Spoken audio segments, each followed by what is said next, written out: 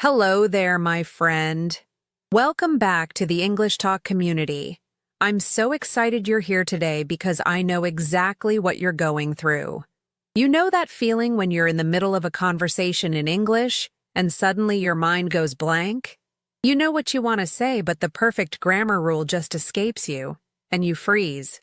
Your mouth opens, but nothing comes out. Sound familiar? I get it. I really do. You've studied English for years. You understand almost everything you hear. But when it's your turn to speak naturally and fluently, something happens. You pause. You overthink. You worry about making mistakes. And in that moment of hesitation, the conversation moves on without you. But here's what I want you to know. You're not alone in this struggle.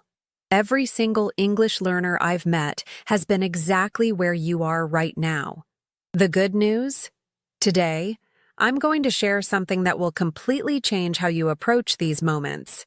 In the next few minutes, you'll discover 3 powerful techniques that native speakers use instinctively when they don't know the exact words or perfect grammar. Yes, even native speakers have these moments, but they have secret strategies to keep the conversation flowing smoothly. By the end of this episode, you'll never have to freeze in conversations again. You'll have practical tools that you can use immediately, starting today. But before we dive in, if this sounds like exactly what you need right now, hit that like button. It tells me you're ready to take your fluency to the next level. And if you haven't subscribed yet, do it now, because every week we tackle the real challenges that intermediate English learners face. Now, let's get into something that will transform your speaking confidence forever. So let me ask you something. Have you ever noticed how native English speakers seem to talk effortlessly, even when they clearly don't know the exact word they're looking for? They never seem to panic or freeze up. Instead, they just keep talking, and somehow the conversation flows perfectly. Well, here's the first secret I want to share with you. Native speakers have learned to embrace something called comfortable imperfection. And this is going to be a game changer for you. You see, the biggest mistake I see English learners make is believing they need to find the perfect word or use the exact grammar rule before they can continue speaking. But that's not how real conversations work. Even native speakers forget words, mix up grammar, and sometimes just can't find the right expression in the moment. The difference is this. They don't let it stop them. They've developed what I call flow strategies. These are simple techniques that keep the conversation moving while their brain catches up. And the beautiful thing is, you can learn these exact same strategies. Now, I'm going to share 3 powerful flow strategies with you today. But here's what I want you to understand first. The reason you freeze up isn't because your English isn't good enough. It's because you've been taught to prioritize accuracy over communication. But fluency isn't about perfection. It's about connection. Think about this for a moment. When you speak in your native language, do you always use perfect grammar? Do you always know the exact word you want to use? Of course not. Sometimes you say that thing instead of the specific word. Sometimes you start a sentence one way and finish it differently. And guess what? People still understand you perfectly. This same principle applies to English. Your job as a speaker isn't to be a walking grammar book. Your job is to communicate your ideas clearly enough that the other person understands and feels connected to you. But I know what you're thinking right now. You're probably saying, "That sounds great in theory, but what do I actually do when my mind goes blank in real conversations?" Well, that brings me to the first flow strategy, and this one is absolutely crucial. I call it the bridge technique. This is something native speakers do automatically, but most English learners have never been taught it. The bridge technique works like this. When you don't know the exact word, or when you're not sure about the grammar, you use bridge phrases to keep talking while your brain searches for what you need. These phrases buy you time without creating awkward silence. For example, instead of stopping and saying nothing, you might say, "What I mean is," or "The thing is," or "You know what I'm trying to say." These phrases signal to the listener that you're still engaged and thinking, and they give you a few precious seconds to organize your thoughts. But here's where most people get this wrong. They think these phrases are just fillers, something to avoid. But actually, these bridges are essential tools for natural conversation flow. Native speakers use them constantly, and when you start using them too, your English will sound much more natural and confident. Now, you might be wondering how this actually works in practice. Let me paint a picture for you. Imagine you're at work, and your colleague asks about your weekend plans. You want to say you're going to visit your grandmother, but suddenly you can't remember if you should say, I will visit, or I'm going to visit, or I'm visiting. In the old way of thinking, you would pause. Your face would show panic, and you'd either stay silent or say something like, sorry, what's the right grammar? But with the bridge technique, you'd say something like, well, you know what? I'm planning to spend time with my grandmother this weekend. See the difference? You communicated your idea clearly, you kept the conversation flowing, and you sounded natural and confident. The grammar wasn't perfect, but the communication was effective. But there's something even deeper happening here that I want you to understand. When you use these bridge techniques, you're not just buying time for your brain. You're actually training yourself to think in English more naturally. You're building what I call conversation muscle memory. Every time you use a bridge phrase instead of freezing, you're teaching your brain that it's okay to be imperfect, that communication is more important than grammatical precision. And the more you practice this, the more automatic it becomes. Now, I mentioned there are 3 flow strategies, and the bridge technique is just the first one. The second strategy is something I call descriptive replacement, and this one is going to blow your mind because it's so simple yet so effective. But before I share that with you, I want you to think about something. How many times have you been in a conversation where you knew exactly what you wanted to say in your native language, but you just couldn't find the English equivalent? How many times have you felt frustrated because you had this perfect idea in your head, but you couldn't express it? Well, the descriptive replacement strategy is going to solve this problem forever. And when I show you how native speakers do this naturally, you'll realize you probably already know how to do it. You just need permission to use it. So let's talk about this descriptive replacement strategy, because this is where everything starts to click for most of my students. Here's the thing. You already have this skill. You've been using it your whole life without even realizing it. Think about when you're talking to a child and they don't know a specific word. What do? You describe it instead. You might say, the thing you use to cut paper instead of scissors, or the place where we keep food cold instead of refrigerator. This exact same principle works perfectly in English conversations when you don't know the specific word you need. Instead of freezing up and searching your brain for that one perfect term, you simply describe what you mean using words you already know. Let me give you a real example. Last week, one of my students was telling me about her weekend, and she wanted to say she went to the dermatologist, but she couldn't remember that word. In the past, she would have stopped talking, gotten frustrated, and maybe even given up on the story. But using descriptive replacement, she said, I went to the doctor who specializes in skin problems.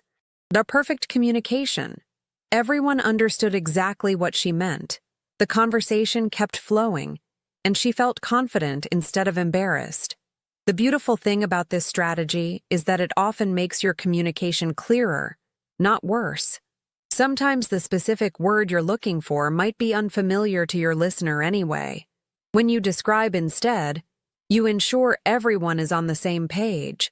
But here's what I want you to really understand about this technique. It's not about giving up on vocabulary building or avoiding challenging words. It's about keeping communication alive while you continue learning. It's about choosing connection over perfection. You know what happens when you start using descriptive replacement regularly? You become a more engaging speaker. Native speakers love it when you paint pictures with words instead of just stating facts. It makes conversations more interesting and dynamic. Now, here's a crucial point about how to make this work naturally. The key is confidence.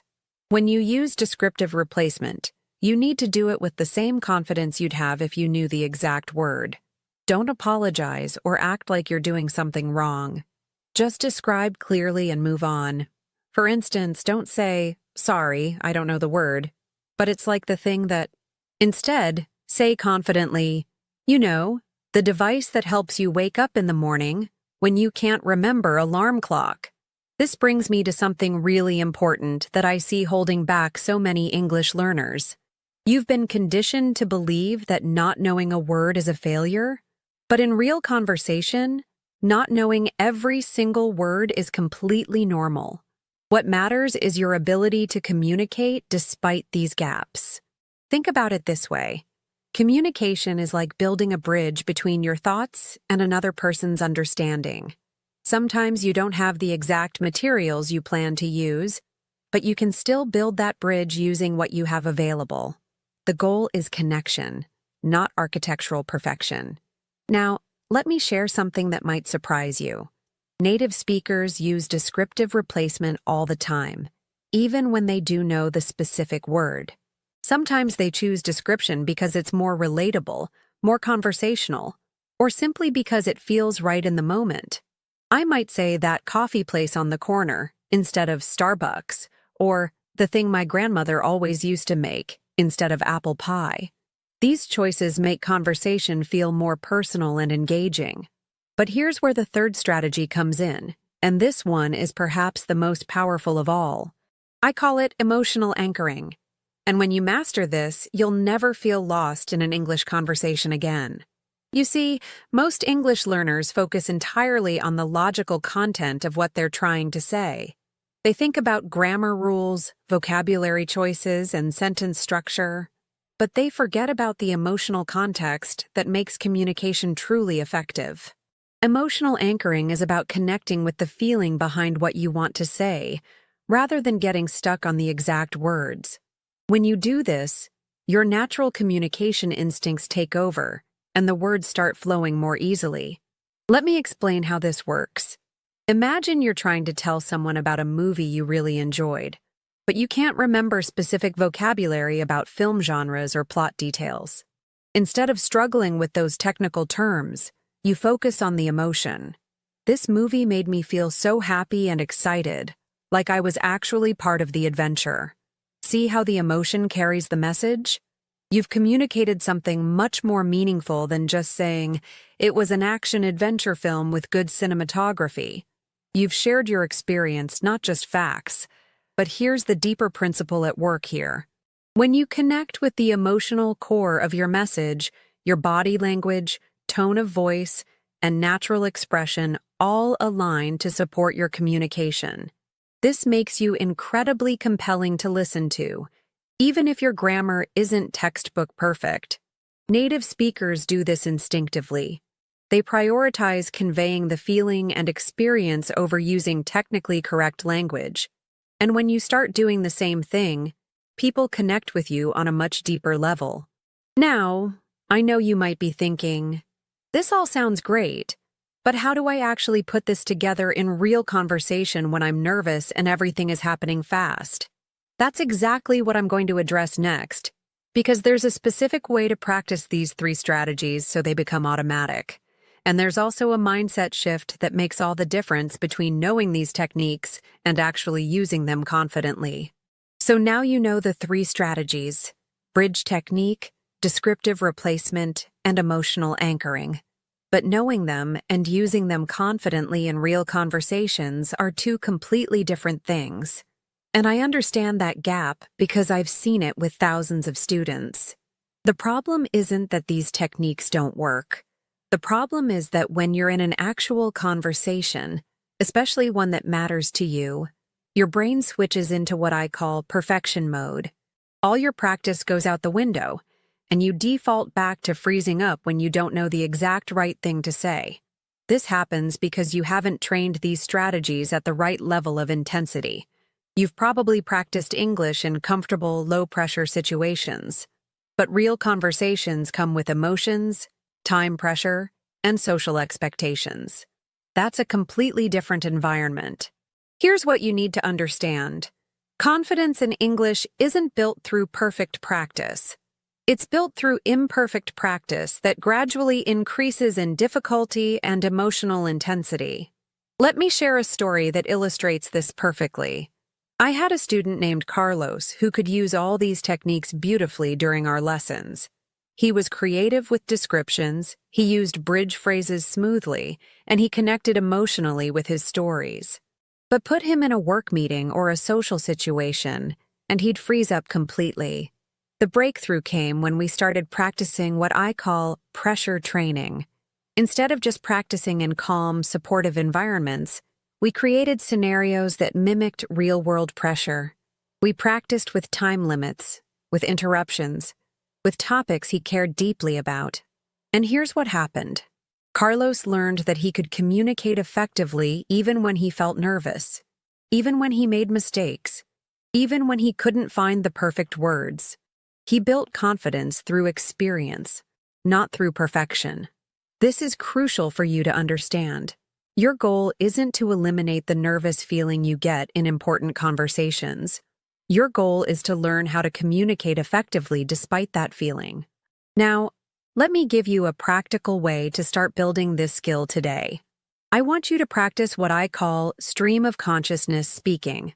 Set a timer for 2 minutes, choose any topic that interests you, and just start talking about it in English. But here's the key. You're not allowed to stop talking for those full 2 minutes, no matter what happens. When you don't know a word, use descriptive replacement. When you lose your train of thought, use a bridge technique. When you want to convey something meaningful, focus on the emotional anchoring. Keep talking no matter what. This exercise does something magical. It trains your brain to prioritize communication flow over grammatical perfection.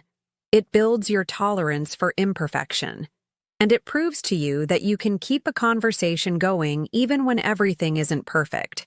But there's another layer to this that most people miss. The reason you freeze up isn't just about language skills. It's about identity and self-worth. Deep down, you might believe that making mistakes in English reflects poorly on your intelligence or competence. I need you to hear this clearly. Your worth as a person has nothing to do with your English grammar. Your intelligence isn't measured by whether you remember the difference between will and going to in the moment. You are already enough, exactly as you are. When you truly internalize this truth, something shifts in your speaking. You stop protecting yourself from making mistakes and start focusing on connecting with people. And paradoxically, when you care less about being perfect, you actually become more fluent. Here's a powerful reframe I want you to adopt. Every time you speak English, you're not being tested. You're sharing a gift. You're offering your thoughts, experiences, and perspectives to another person. That's generous, not something to be judged. Now, let me address something specific that I know many of you struggle with. You probably do really well in predictable conversations about familiar topics, but you panic when someone asks you something unexpected or when the conversation takes an unfamiliar turn. This is where the combination of all 3 strategies becomes incredibly powerful. When you're caught off guard, your first instinct should be to buy time with a bridge technique. That's such an interesting question. Or, I haven't thought about that before, but... Then, while you're speaking those bridge words, your brain has time to process the question and decide how to respond. You might realize you can describe your thoughts even if you don't know specific vocabulary. Or you might connect with the emotional aspect of the question and respond from that place. The key is training yourself to see unexpected questions not as threats, but as opportunities to practice these skills. Every surprise conversation is a chance to build your fluency muscles. But here's something I want you to remember. Even native speakers get caught off guard sometimes. The difference is they've learned to be comfortable with not having immediate, perfect answers. They buy time, they think out loud, they admit when they need a moment to consider something. This brings me to one of the most liberating concepts I can share with you. You have permission to be human in your English conversations. You don't have to be a perfectly programmed language robot. You can think out loud, change directions mid-sentence, and even admit when you're not sure about something. In fact, this kind of authentic human communication is often more engaging than technically perfect speech. People connect with vulnerability and authenticity much more than they connect with flawless grammar. So, as we wrap up these strategies, I want you to make a commitment to yourself. For the next week, every time you speak English, I want you to prioritize connection over perfection. Use these techniques not as backup plans, but as your primary communication tools. So let's bring this all together, because I want you to walk away from this episode with absolute clarity about what to do next. Remember at the beginning when I talked about that freezing feeling you get when you don't know the perfect grammar rule? Well, now you understand that the solution was never about memorizing more grammar. It was about learning to communicate like a human being, not like a textbook. You now have 3 powerful tools that will transform your English conversations forever. The bridge technique gives you time to think while keeping the conversation alive. Descriptive replacement lets you communicate any idea using words you already know. And emotional anchoring helps you connect authentically with others, making your imperfect English more compelling than someone else's perfect grammar. But here's what I need you to understand. These aren't just techniques to use when you're struggling. These are the same strategies that native speakers use naturally every single day. When you start using them, you're not compensating for poor English. You're communicating like a fluent speaker. The breakthrough happens when you stop trying to eliminate mistakes and start focusing on maintaining connection. Every conversation becomes practice. Every mistake becomes a learning opportunity. Every moment of imperfection becomes a chance to build real confidence. Your English journey doesn't end when you stop making grammar mistakes. It begins when you realize that communication is about sharing your humanity, not showcasing your technical skills. If this episode has opened your eyes to a new way of thinking about English fluency, I need you to do 2 things right now. First, hit that like button to let me know this resonated with you. Second, subscribe and turn on notifications because next week we're diving into how to handle interruptions and fast-paced group conversations without losing your confidence. Remember, you already have everything you need to communicate effectively. Now go out there and use it. I believe in you, and I'll see you in the next episode.